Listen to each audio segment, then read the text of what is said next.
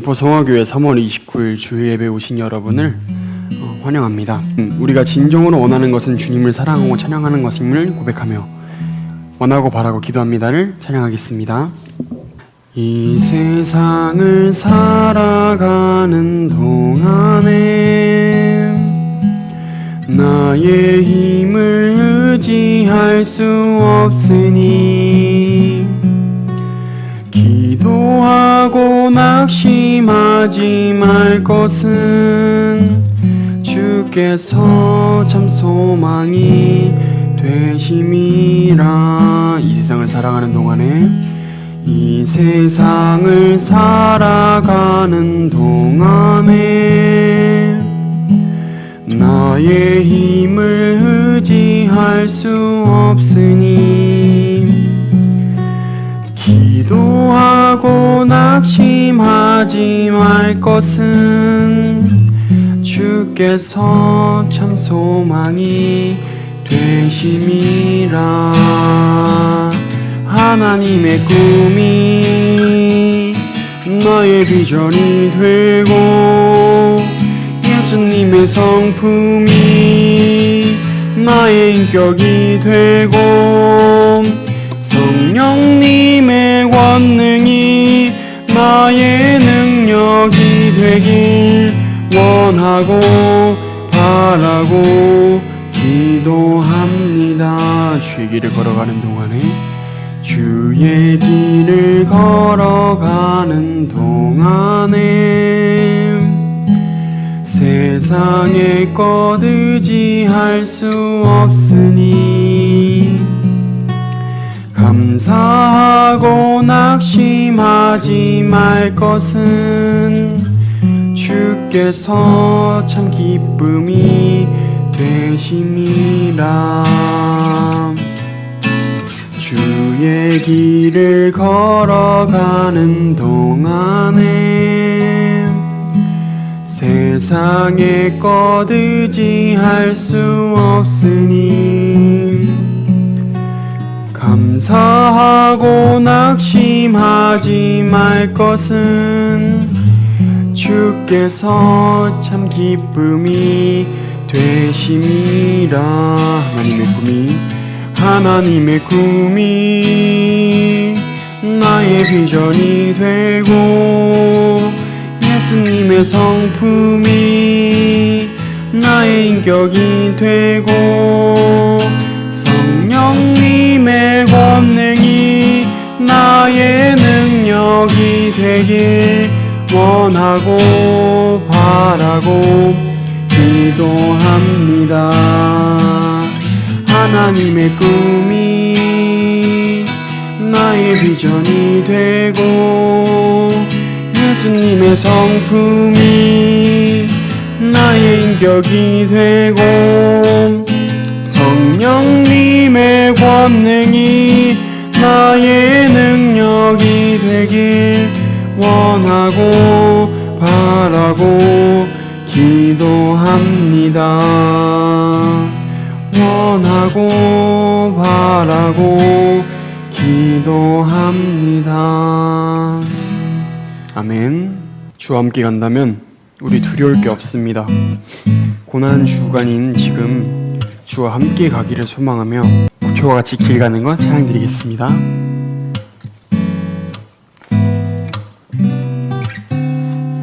주와 같이 길 가는 건 즐거운 일 아닌가. 우리 주님 걸어가신 발자취를 밟겠네. 한 걸음 한 걸음 주 예수와 함께 날마다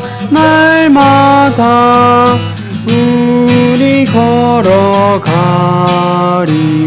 하나님 아버지, 저희를 구원하시기 위해 십자가의 길을 걸으신 예수 그리스도의 고난을 깊이 묵상하게 하시고 그 사랑과 희생을 잊지 않게 하소서.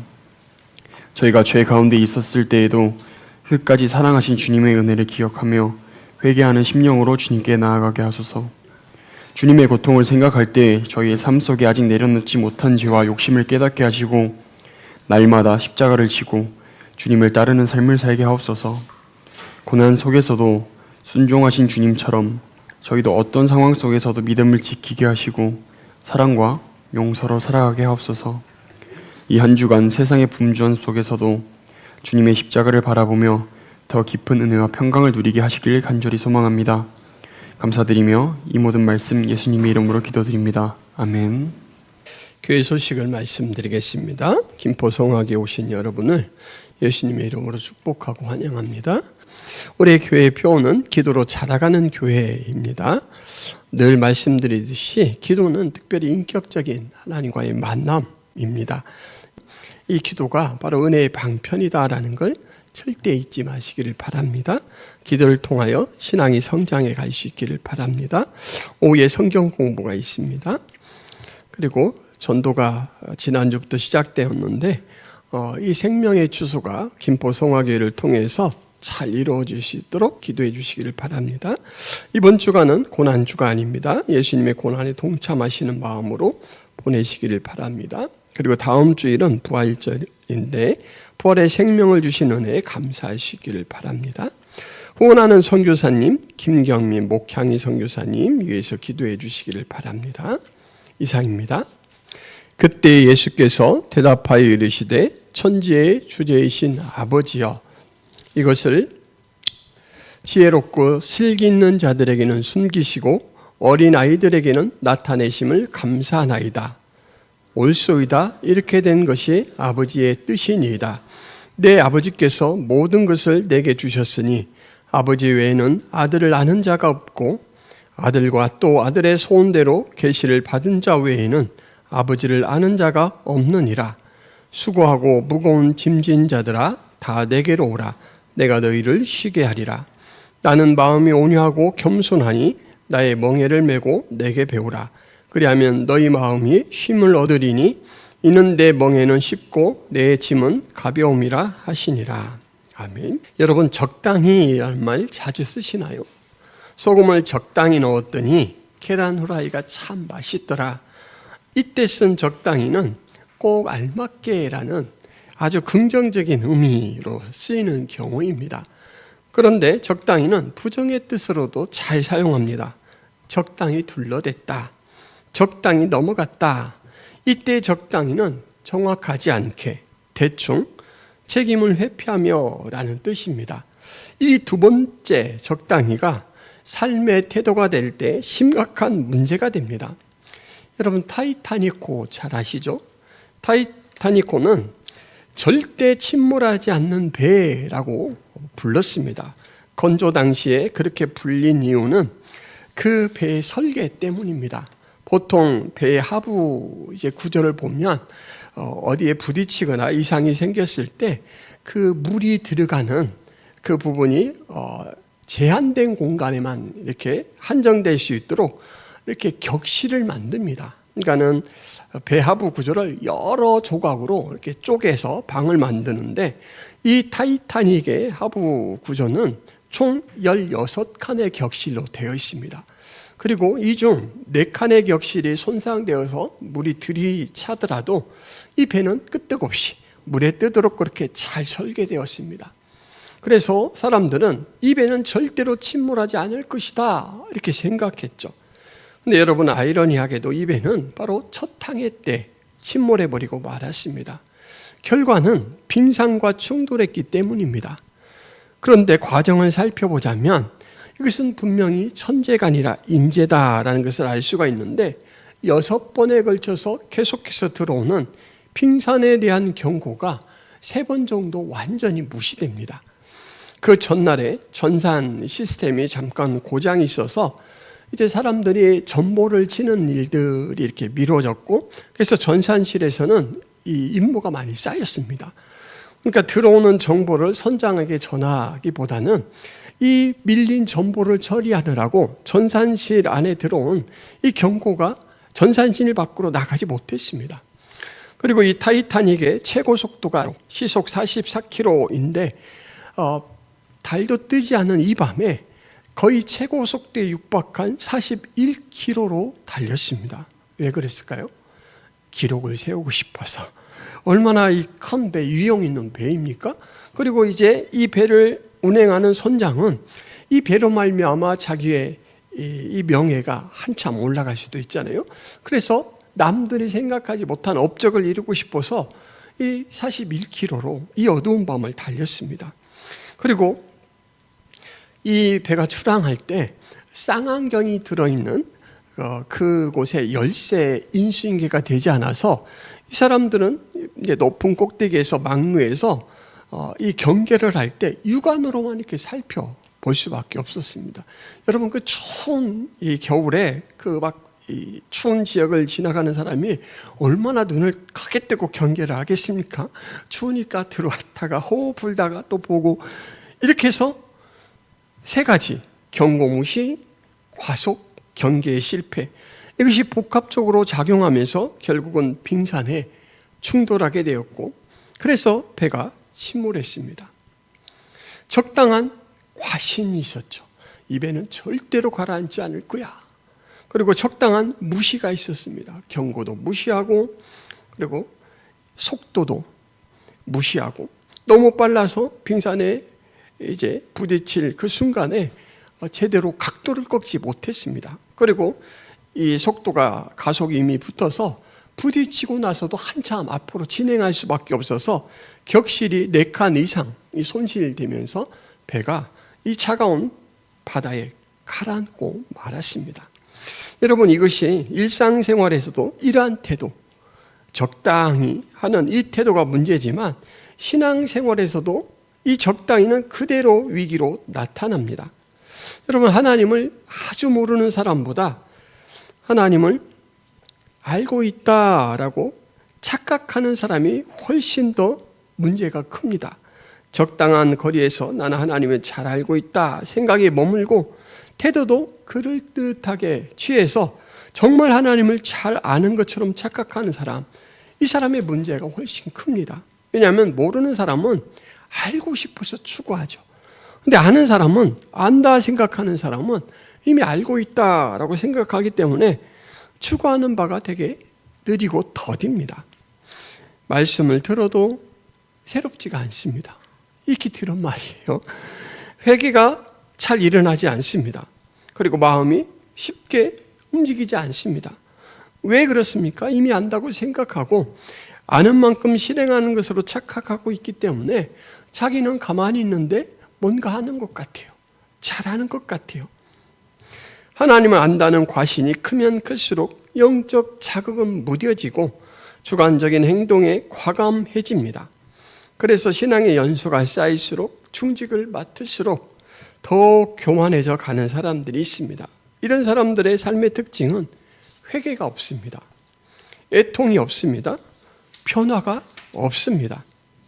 하나님에 대한 일에도 자기 확신이 굳어져서 판단자로 활약하려고 하지 수용자로 살려고 하지 않습니다. 자, 여러분, 이제 남의 얘기로 말고 지금 제가 드린 말씀은 자신을 돌아보는 그런 이 방도를 한번 살펴보시기 바랍니다. 혹시 지금 나의 신앙은 적당히 괜찮은 상태, 적당히 유지되는 상태, 적당히 만족하는 상태로 그렇게 생각하고 있지 않습니까? 이것은 여러분과 저 모두에게 언제든지 일어날 수 있는 일입니다. 근데 하나님은 모든 사람에게 동일하게 자신을 드러내지 않습니다. 그때 예수께서 대답하여 이르시되 천지의 주제이신 아버지여, 이것을 지혜롭고 슬기 있는 자들에게는 숨기시고 어린아이들에게는 나타내심을 감사하나이다. 이것이라는 것은 바로 하나님과 하나님 나라의 진리죠. 근데 이 진리를 예수님께서 하나님은 드러내는 대상과 그리고 감추시는 대상이 분명하게 구별된다, 이렇게 말합니다. 본문의 문맥상 지혜로운 자는 똑똑하고 영민한 사람을 뜻하는 게 아닙니다. 문맥상 보자면 스스로 안다고 생각하는 사람, 자기 확신에 가득 차 있는 사람, 그래서 회개할 필요를 느끼지 못하는 사람. 여러분, 이런 사람은 이미 자기 것으로 가득 차서 하나님의 계시도 받아들이지 못합니다. 받아놓을 자리가 없어요. 반대로 어린아이는 누굽니까? 자신의 부족을 아는 사람, 스스로를 의지하지 않는 사람, 하나님을 필요로 하는 사람입니다. 이런 사람은 거부감이 없이 주면 주는 대로, 족족 고지것대로 마음에 담습니다. 하나님은 이런 사람들에게 진리를 나타내십니다. 보통 이런 상태에 있는 사람은 첫사랑을 지금 흡족히 누리는 그런 사람이라고 이야기를 많이 합니다. 첫사랑을 느끼는. 여러분, 첫사랑의 기억. 연인과의 첫사랑 말고요. 하나님과의 첫사랑 기억하십니까? 저는 기억합니다. 저는 예수님을 군대 가서 만났기 때문에 그때 늘 이 예수님의 생각으로 가득 차서 점심을 일찍 먹고도 막 달려가서 저희 소대 옆에 있는 그 도서관이 있었는데, 이제 그 내무실 한 칸을 도서관으로 쓰는 그곳에 있었는데, 밥 먹느라고 아무도 들어오지 않지 않습니까? 그곳에 들어가 문을 잠그고 막 이 찬양을 부르면서 또 익히 읽었던 말씀을 가지고 막 기도도 하고 그러면서 너무너무 신이 났었어요. 아마 제가 생각할 때 지금 우리 교회에서는 노세훈 형제가 가장 이 첫사랑의 상태에 있는 것 같습니다. 이제 막 하나님을 알아가는 단계이고 그 첫사랑으로 행복하시기를 바랍니다. 그리고 든든히 서 가시기를 바랍니다. 이렇게 주는 대로 족족 빨아들이는 이 사람에게 하나님은 자신의 존재를 나타내는 것을 기뻐하십니다. 하나님은 이런 사람에게 진리를 나타내시는데, 여러분, 이런 의미에서 보자면 하나님의 나라는 지식으로 열리지 않습니다. 많은 정보의 축적으로 하나님의 나라의 문을 찾아 열 수 없습니다. 하나님 나라는 열심으로 열리지도 않습니다. 지성이면 감천이다 라고 막 열심히 내 생각대로 희생하고 막 되게 열정적으로 무엇을 한다고 해서 하나님의 문이 열리지 않습니다. 그럼 여러분, 하늘나라의 문은 어떻게 열릴까요? 어린아이와 같은 아이에게 열린다고 했지 않습니까? 하나님의 나라는 오직 겸손에만 열립니다. 겸손. 주여, 주의 종이 여기 있나이다. 말씀하옵소서. 제가 듣겠나이다. 라고 수용의 자세를 가질 때 천국 문이 열리죠. 그리고 하나님은 응답하시죠. 예수님은 자신을 하나님께로 이어주는 유일한 통로다 이렇게 말씀을 하시는데, 27절 말씀이 바로 그 내용입니다. 내 아버지께서 모든 것을 내게 주셨으니 아버지 외에는 아들을 아는 자가 없고 아들과 또 아들의 소원대로 계시를 받은 자 외에는 아버지를 아는 자가 없느니라. 여러분, 종교로도 하나님 앞에 나아갈 수가 없고 도덕으로도 나아갈 수가 없고 노력으로도 안 됩니다. 오직 예수님만 하나님과 연결하는 참 통로가 되십니다. 예수님은 하나님을 설명하는 분이 아니고 하나님께 이르게 하는 분입니다. 여러분, 요한복음 14장 6절 말씀 같이 한번 읽고 마음에 꼭 기록해 놓으시기를 바랍니다. 예수께서 이르시되 내가 곧 길이요 진리요 생명이니 나로 말미암지 않고는 아버지께로 올 자가 없느니라. 나로 말미암지 않고는 아버지께로 올 자가 없느니라. 오직 예수님으로만 도달할 수 있다라고 말하고, 예수님이 내가 곧 길이요, 내가 곧 진리요, 내가 곧 생명이다 라고 말할 때는 이 성경에서 하나님께서 자기 존재를 나타낼 때 쓰는 표현입니다. I am who I am. 내가 곧 그다 라고 말할 때, 여러분, 진리를 드러내는 수단이 아니고 예수님이 진리예요. 예수님이 생명입니다. 예수님이 길입니다. 그러니까 예수님과 관계를 건강하게 맺는 것 그 자체가 진리에 서는 겁니다. 생명에 닿는 거예요. 그리고 참된 길에 안착하는 것입니다. 예수님은 하나님을 찾게 해주는 간접 수단이 아니고 직접적인 다리입니다. 예수님이 그런 존재예요.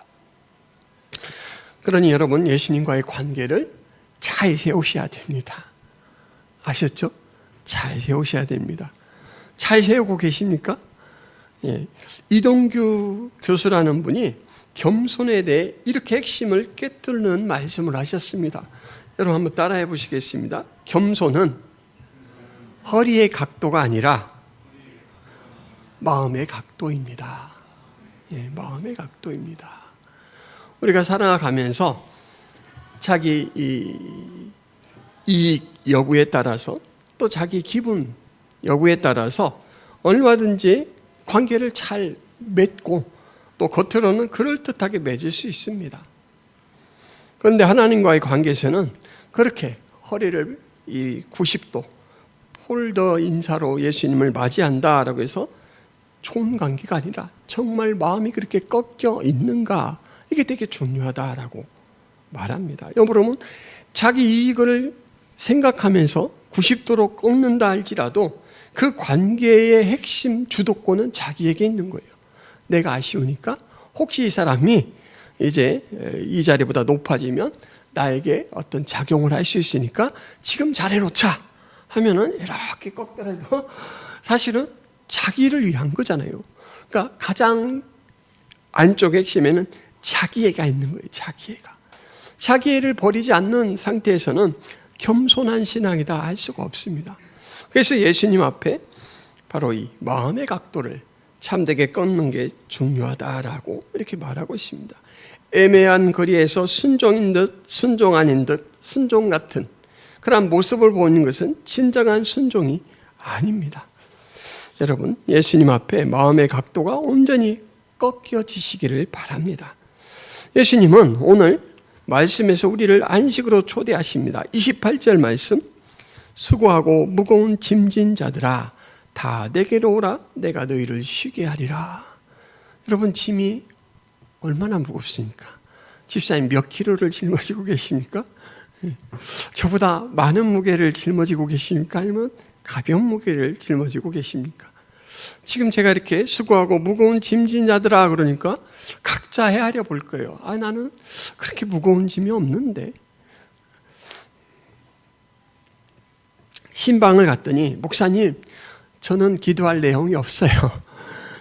문제거리가 없어서 너무 편하게 잘 지내서 기도할 내용이 없대요.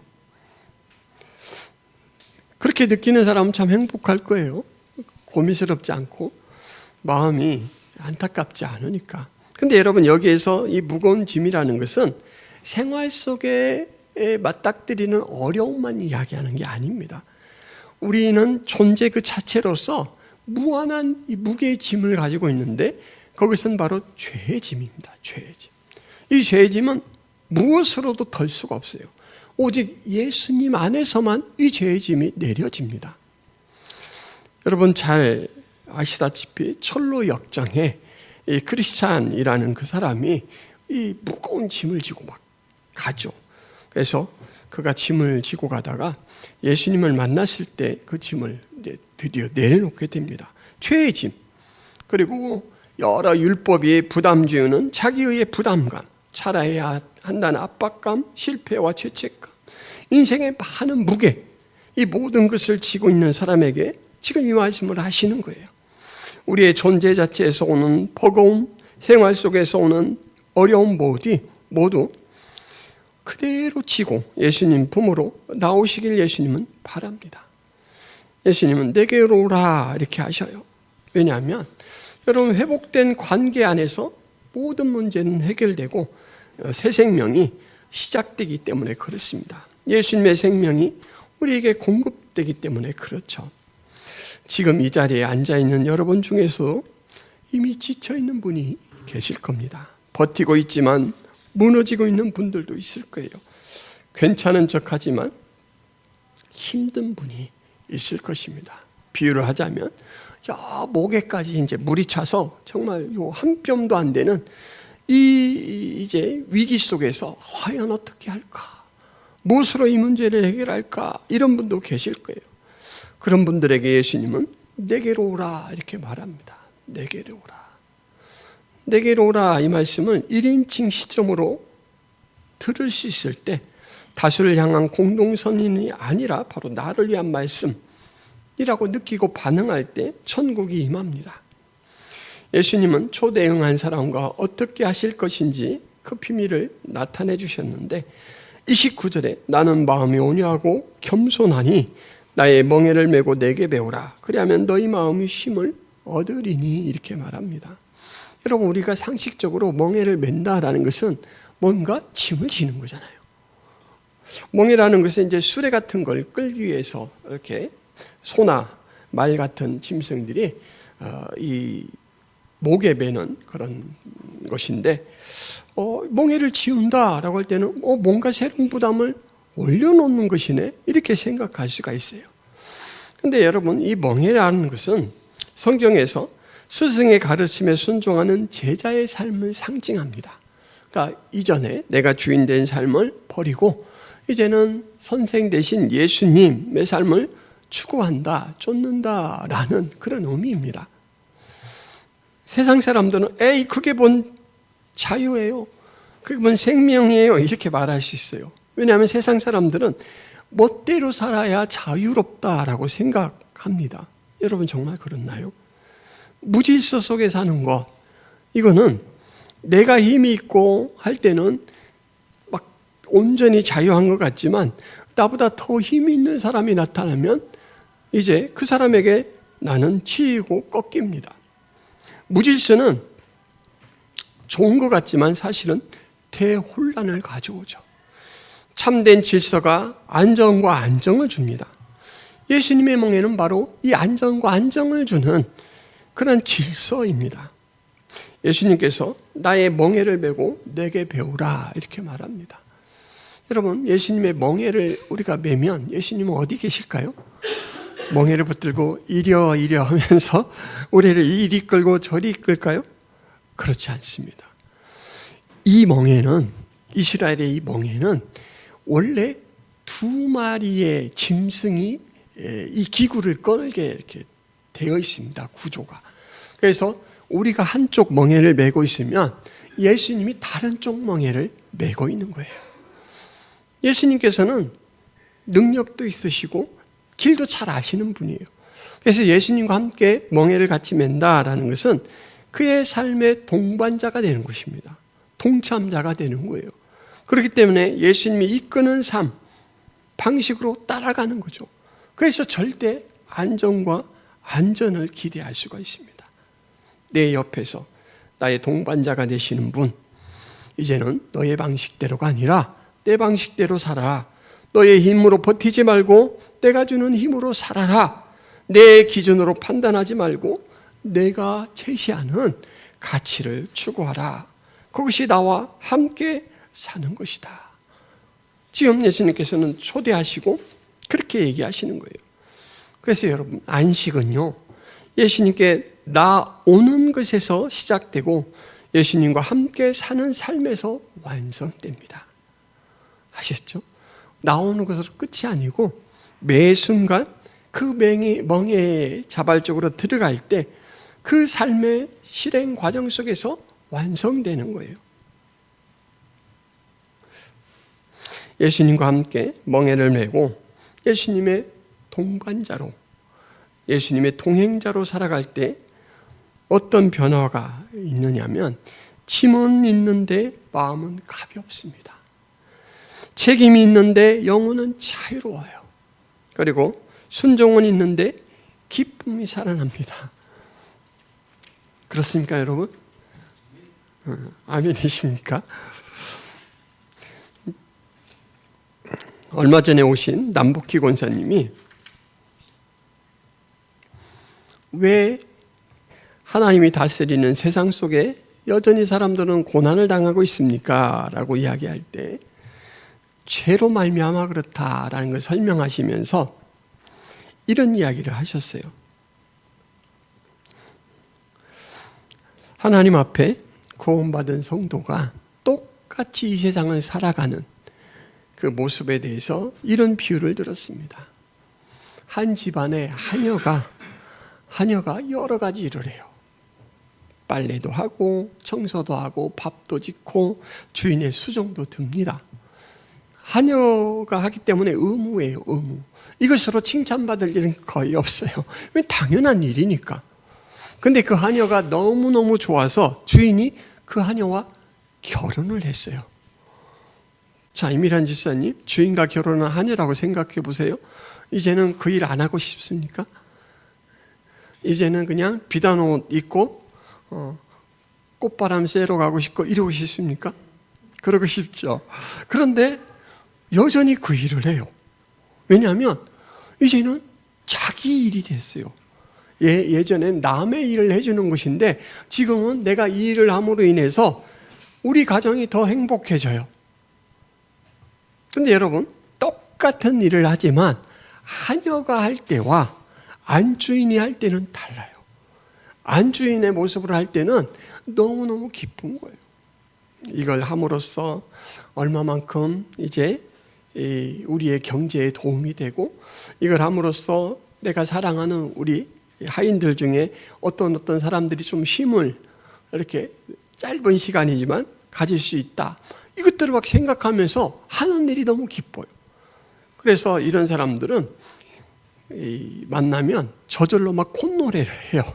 제가 그런 사람을 한 분 알고 있는데 옛날에 한번 말씀드린 적이 있어요. 김신양 전도사님이라고. 화성교회 부목사로 있을 때 이분이 들어오시면 이 교역자실이 딱 열리는 순간 먼저 노래가 싹 들어옵니다. 콧노래가 싹 들어와요. 근데 본인은 그런 노래를 하고 있는지도 몰라요. 그래서 그것만 들어오면 갑자기 음지가 양지가 돼요. 똑같은 이 세상인데 막 하나님의 은혜의 빛이 막 쏟아지는 것 같아요. 여러분, 바로 예수님과 함께하는 이 동반자의 삶의 성격을 알 때 그 기쁨이 여러분 안에 이런 영향력을 줍니다. 나는 이제 예수님이 주신 가치로 예수님이 다스린 이 세상에서 생명을 위해 살아가는 존재다 라고 할 때 짐은 여전히 지고 있으나 가벼워지고, 책임은 있으나 영혼은 자유로워지고, 순종은 있으나 기쁨이 살아나. 바로 예수님이 내 멍에를 함께 지시기 때문에 그렇게 가볍다라는 것이죠. 사랑하는 여러분, 선택하셔야 됩니다. 매 순간 선택하셔야 돼요. 내 힘으로 버팅기며 살 것인가, 아니면 하나님께 맡기고 예수 그리스도의 그 초대에 응하면서 수고하고 무거운 짐을 예수님께 털어놓고, 예수님, 당신의 생명으로 당신의 능력으로 살겠습니다 할 것인지. 처음에는 어렵습니다. 불안해요. 놓으면 사라질 것 같아요. 그나마 있는 것 다 사라지면 나는 뭘로 먹고 살아요? 근데 여러분, 해보십시오. 맡겨보십시오. 예수님이 해결할 때가 훨씬 쉽습니다. 여러분의 신앙은 어떤 모습입니까? 적당히 괜찮은 신앙입니까? 하나님이 보실 때는 조금 다를지는 모르지만, 그래도 우리 교회에서는, 우리들 중에는 내가 그래도 좀 낫지 않겠어? 이렇게 마음먹는다면 여러분, 교만한 거예요. 교만한 겁니다. 우리는 적당히 괜찮은 신앙이 아니라 예수님이 없으면 안 되는 신앙자의 모습으로 살아가야 됩니다. 결단하시기를 바랍니다. 적당히 아는 신앙을 버리고 겸손히 나아가는 신앙을 선택하시기를 바랍니다. 내 힘의 멍에를 벗고 예수님의 멍에를 기꺼이 베시는 그러한 삶으로 나아가시기를 바랍니다. 적당한 신앙은 하나님을 가리고 겸손한 신앙만이 예수님을 통해 하나님께 이르게 합니다. 기도합니다. 하나님, 적당히 아는 신앙이 아니라 예수님께 나아가는 신앙을 선택하며 살게 하여 주옵소서. 내 힘의 멍에를 내려놓고 예수님의 멍에를 매게 하여 주옵소서. 문제 해결보다 예수님과의 관계를 먼저 보게 하시고 먼저 추구하게 하여 주옵소서. 예수님 안에서 모든 문제가 해결되는 기쁨을 함께 맛보는 저희들 되게 하여 주옵소서. 오늘 예수님 안에서 참된 쉼을 누릴 수 있도록 온전히 우리와 함께하여 주옵소서. 예수 그리스도의 이름으로 기도드리옵나이다. 아멘. 이제는 예수 그리스도의 은혜와 하나님 아버지의 크신 사랑과 성령 하나님의 감동 교통의 역사가 김포 성악의 모든 성도들 머리 위에, 가정 위에, 교회 위에, 하나님 백성들 위에 영원토록 함께 있을지어다. 아멘.